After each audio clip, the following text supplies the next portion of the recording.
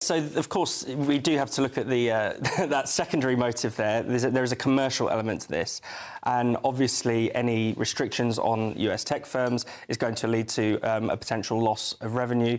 I imagine that under 16s are a very large part of the market, in fact. And I'm sure parents will attest that they can't keep children off their phones and off social media. So there is that element to it as well. But I think broadly the White House is right that there isn't necessarily much evidence that social media is harmful in itself. It says we should empower parents. Parents should be the ones who decide how much their children use social media, how much they use their smartphones. I mean, if we have a one-size-fits-all approach to every child in the country when it comes to smartphones, why doesn't Keir Starmer also set a national bedtime or something like that? But parents, to be fair, many parents are completely out their depth. They don't know what they're dealing with online. They don't know what their children are viewing. They wouldn't know how to stop it, would they? I think I do feel for parents, and it's incredibly challenging to bring up children in the age of the smartphone. But I think the government would do better to direct parents to the tools that are available. There's a lot of ways that you can look at what your children are posting online, or look at what they're looking at. There's ways that you can restrict what children can view, especially younger children, through various tools.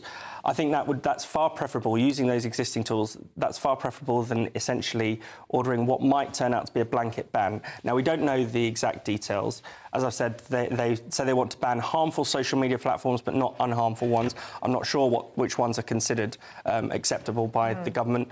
It might be that something like YouTube Kids is allowed, but the actual YouTube platform, which, again, doesn't contain any explicit content, is already filtered for adult content, might be banned to children.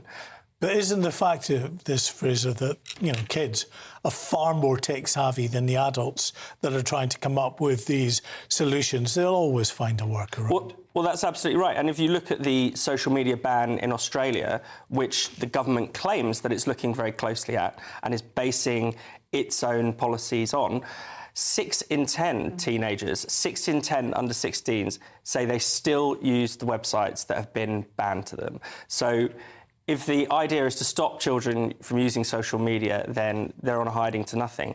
In fact, I think it's actually quite dangerous, because what are you teaching children at a very young age?